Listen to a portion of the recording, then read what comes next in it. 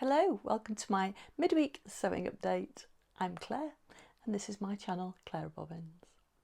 So before I forget, I'm wearing the Vogue 8577 shirt dress in a Lady McElroy fabric, which can't remember what it's called. No, it's gone. I'll pop it up down here. I've had this fabric for ages. I bought a remnant to line this denim jacket over here. I'll just drag Edith over here to show you. I bought a remnant to line this denim jacket that I made. It was one of the first things I'd made. To sew over it Sorrento. It was a kind of wearable toile, I suppose. And I liked it so much, I bought 5 meters when I saw, whoops, behave yourself, Edith. I bought 5 meters when I saw it for sale. Floral Dance. No, it's not Floral Dance. I'll pop it below. So it's been another busy week. I've been quite busy in the sewing room. It was our Cheshire social sewing day on Sunday. We had a lovely day. It was great. It was so nice. If you watch my videos and you were there on Sunday, then it was lovely to see you. We had a great time. It's a lovely atmosphere. It's, if you're interested in coming and you're not too far away, it's Junction 17 M6, so Cheshire. And yeah, it's a really lovely day out. We have a very nice afternoon tea at lunchtime from a local farm shop. It's always delicious. There's lots of space it's just a lovely dedicated sewing experience. Lots of chat, swaps table. Yeah, it's really nice. So if you came along, it was lovely to see you. If you haven't come and you haven't been and you fancy it, you can find us on Cheshire Sewing Social on the Facebook page, and do touch base through there and we'll sort you out a place. So without further ado, what have I got for you today? I've been asked to do a little demonstration on how to face a facing, and this dress is the perfect example. That's not why I'm wearing it. I'm going out. But I made this dress probably 4 years ago, 3-4 years ago. It's a while. It's one of the my earlier dresses, and it asks you to bind the facing. You can, I mean, there are lots of ways to finish facings, aren't there? You can just overlock them. You can turn them and stitch them. You can bind them with bias binding, and this is a bias binding I made from extra fabric. So, or you can do this lovely little trick and face your facing.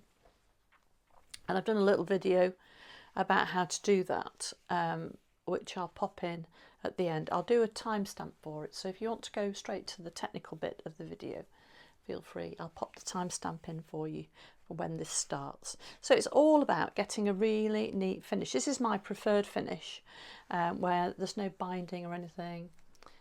It's just a lovely turn under edge. It doesn't fray.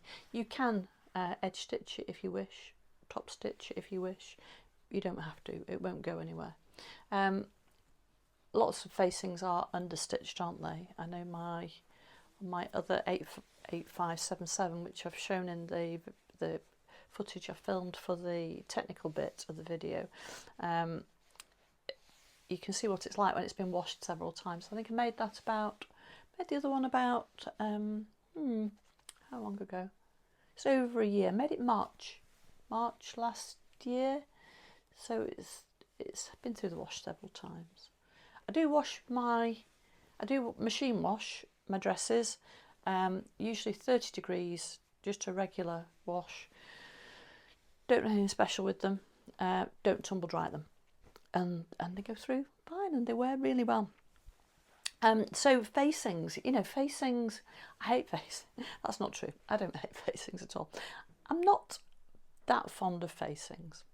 I find that I much prefer a lined garment to a faced garment, and I will change a pattern and line it rather than face it, or do a full lining rather than a half lining. I don't like things that finish halfway and you get different kind of looks from the fabric layers, and they feel different. And yeah, facings are kind of a bit that way for me. But with dresses like this, which is fully lined, and you have a facing as well, it's required because there are buttons all the way down the front of the dress. And I can see a thread there, and I'm going to cut it off because otherwise it'll annoy me. There we go. So yeah, I'm not the world's best when it comes to facings, don't really like them. And I think having a binding on a facing adds bulk. I love bias binding. I love bias bound finishes on little bags. It's like a Hong Kong finish inside a jacket, on the edge of quilts and pouches, and it can be a really, really lovely finish. But on a facing like this on a dress, I think it just adds bulk. So when it came to my Largo cargos, and I think I mentioned it in this video, and a lady asked, one of my subscribers asked me about it, so I said I'll do a little video to show you. So my Largo cargos have they don't have a waistband as such, they have a facing, and they always do it in a funky little quilting cotton, and it makes me smile every time I put my trousers on. Nobody else can see it. It's my little secret. So here we go. So I've got a lovely bright quilting cotton, and you can see on this I've faced my facing. So there's just a line of top stitching around the bottom, and that goes all the way through to the other side of the garment. And that's just there to hold the facing in place. The actual facing looks like this. You probably won't be able to see it because it's black. Wasn't a great choice, Claire? Yeah, it's just a fine edge. No binding, no overlocking, just neat, tidy, subtle. It really adds to the quality of finish of the garment, which I'm all for. I prefer handmade to homemade, and little things like that I think can really finish beautifully, give a kind of couturier finish to your garments. So at the end of this little chat with me, I'll insert the video I've taken today of me sewing up this sample, showing you how to do it. I've done it in a block interfacing style. If you do block interfacing, I tend to use woven interfacings. I think they give you a much nicer finish.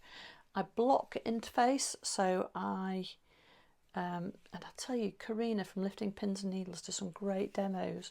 If you're not a subscriber to her channel, highly recommend her. Her technical stuff is second to none. And she's a big fan of block fusing. So block fusing allows you to fuse your pieces together before you cut out, and then when you do cut out the finished fused section, you don't lose the shape of your pieces. And when you're doing technical bits like collars and that type of thing, you know, a couple of millimeters can make a huge difference on how something looks. So accuracy is really important. So I did that in this way. I kind of just mocked up a facing for a waistband, just to show you. I did it in one piece, and then I just drew my line on and cut it out. I did wing it, so mine isn't very straight. It should probably come down here somewhere, but you get the idea. And then I cut off the extra bit. So more about that at the timestamp. Have a look below, and you'll see the extra video. So what else have I been doing this week? In the sewing room, I finished my t-shirt to go with these Largo cargos. I'm almost finished with my cotton t-shirt. I did a viscose jersey one, which I wore in my Friday sews last week. I've almost finished. I did it on the sewing social, the cotton jersey one. I just need to cover stitch the hems, and I'm not sure if I've put the sleeve binding in. might need to overlock that and then cover stitch. And apart from that, that's finished. We've been moving bees this week, so we've been really busy. So I've not had as much sewing in the sewing time as I would have liked. What else? That's it really for sewing. But I have spent quite a bit of time looking at colours for my summer capsule wardrobe, and more about that in a future video. I've just been trying to look through my colour chart, my colour wallet, and pick out the colours I'm going to focus on this season, with a view to what I'm going to make. And I want to bring more greens in. Excuse me. I'm very drawn to pinks and reds, but I've got quite a lot of pink and red for this season already, and I thought green would be a really nice contrast and just give me a little bit more breadth in what I'm sewing. So I'm planning some pieces in different greens, and I've just ordered a pair of green shoes today to go with it. So there we go. So that's a future video for you. Okay, I'm going to go now. I'm going to leave you with my videos on facing a facing, and this is the way I do it. There are lots of other ways to finish facings, but this is my preferred method. So let me know what you think. Is this how you do yours? Have you got a better method? Can you show me? Every day's a school day. Love to hear how you finish your facings. Do you just overlock them? Some of my first makes, early makes, I just overlocked. Do you turn them under and stitch them? Do you always bind them? Love to know. So let me know what you think. And if there are any other things, any other methods and techniques you'd like to see in my midweek updates and my tips and techniques sessions, then let me know, and I'll hopefully do some video about them. So I hope you enjoy it. Love to hear what you think, and yeah, if you enjoy it, please give me a like. I'm going to go now. So I'll hand over to Claire from earlier today on the how-to video. Bye-bye. So this is my piece of Cobra Corsage Viscose Challis, and this is a piece of woven interfacing. It's probably mid-weight. It's a little bit heavier than a cotton lawn. So we need this on wrong sides, and you can see I've mocked up the facing of just mocked up with chalk the facing of the Largo cargos, part of the facing of the waistband on the Largo cargos, which has a curve, which is a little bit more tricky to work on than a straight piece.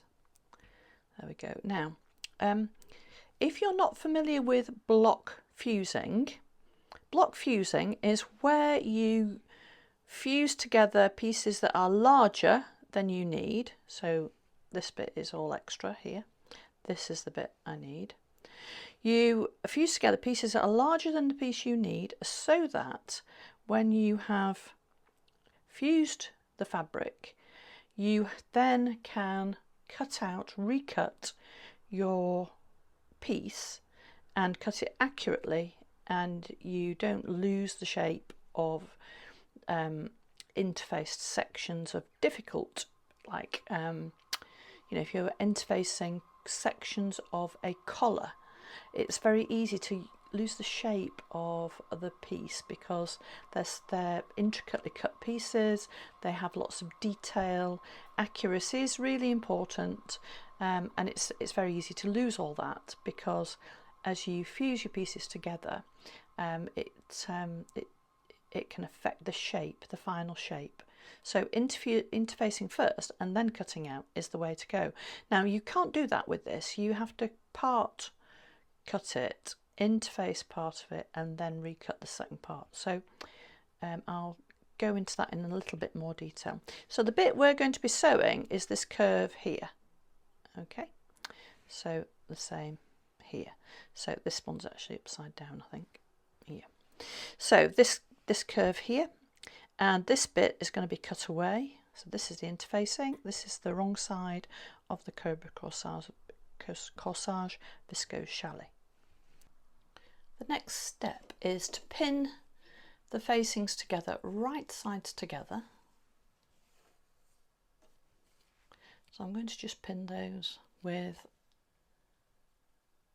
along this edge.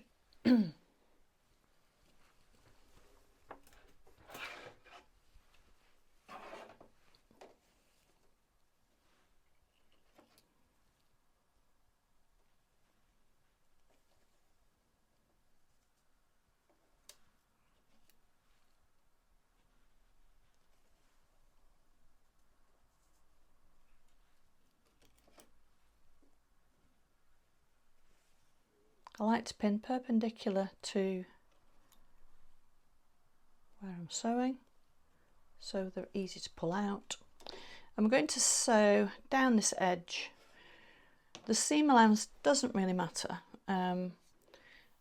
It will vary, but it needs to be quite a narrow seam allowance. It will vary depending what the seam allowance is on your pattern. I think the seam allowance is half an inch, or no, it'll be 3/8, so that's a quarter, that's 1 centimetre on the Largo cargos. So I'm going to do the 3/8.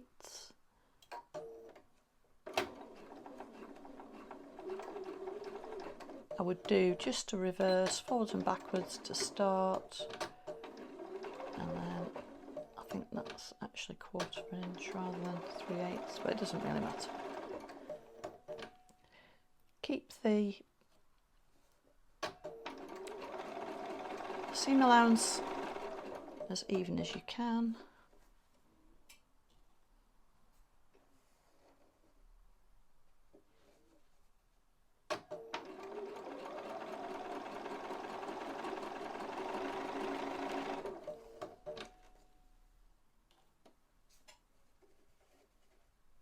Stay stitching curves helps if you're doing a neckline facing.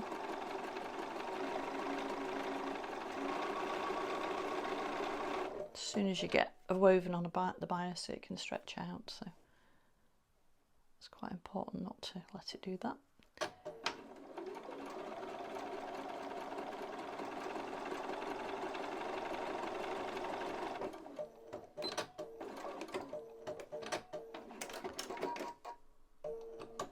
Okay, so you can see I've sewn right sides together.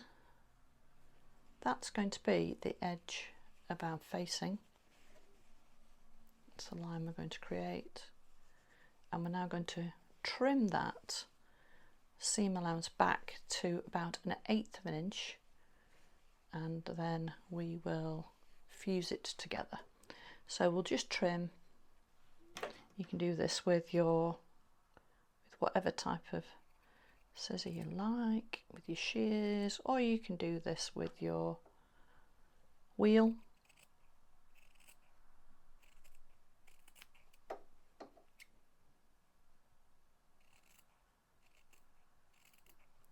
There's no need to clip the seam.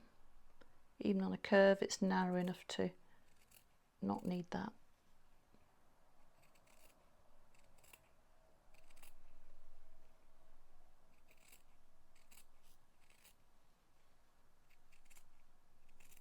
There we go. So nice, neat, even seam allowance. And now we are ready to fuse that together. Okay, so next step is our pressing. We need to fuse these two together, and we've got this rather awkward curve here.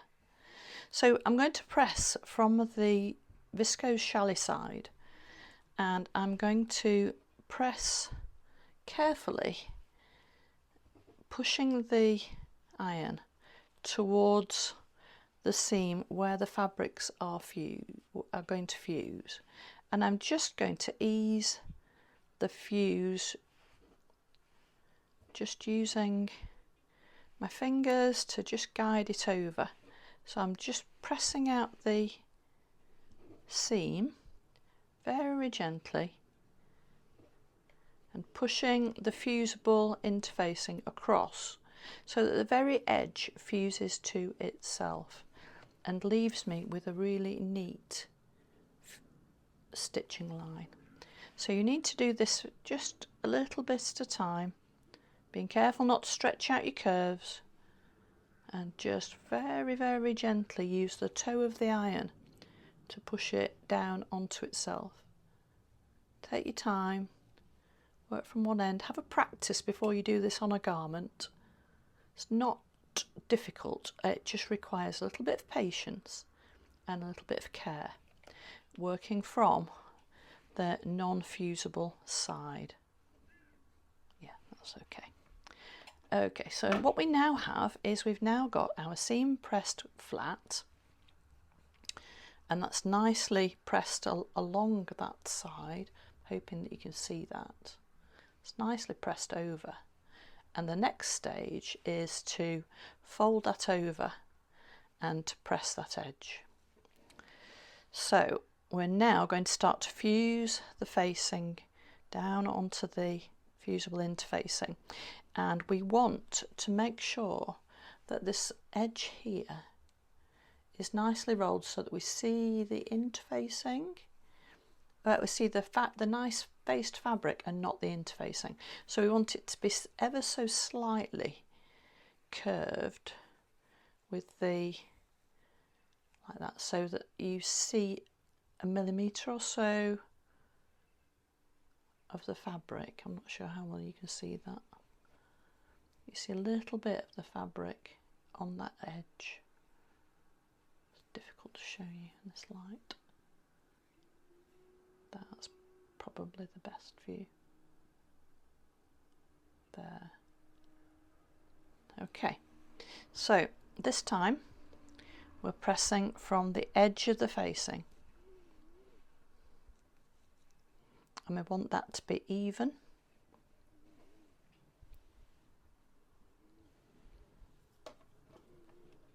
Remember, when you're pressing interfacing, you're just pressing down.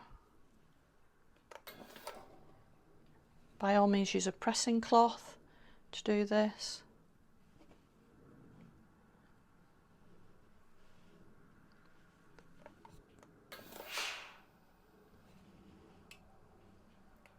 I'm going to go over this twice.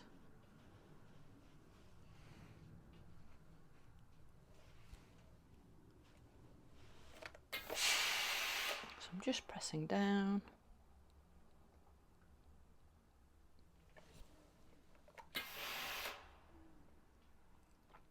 You want a really good bond with that interfacing. Count the number of seconds it recommends for your interfacing.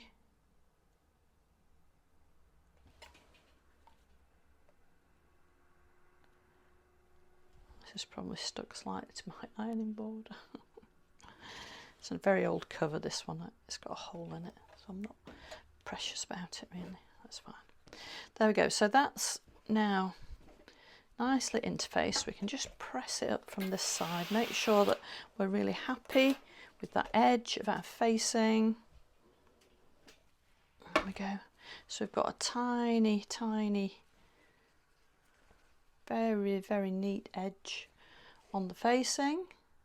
And now is the time when we finish the cutting out process. So we finish our cutting out process with our pattern piece. And I haven't got a pattern piece this, so I'm going to wing it. I'm going to mark it on with chalk, but this would be my pattern piece. So it will just give you an idea of what the facing might look like. It's perhaps a bit narrow because I'm winging it. So if that was my pattern piece, I've marked my chalk line on there. Then this would be my second piece, my second cut line for my interfaced facing, ready to sew in place. Okay, so that's how you face your facing. You end up with this lovely neat edge that needs no binding on it, or it's not going to fray. It's nice and neatly sewn, it's interfaced up to the edge, it's not going to fray or anything. And then you have a little bit of waste depending how careful you are when you're cutting out. So that would be our in this case a bit narrow because I was winging it, but there we go. How to face facing. So some finished examples.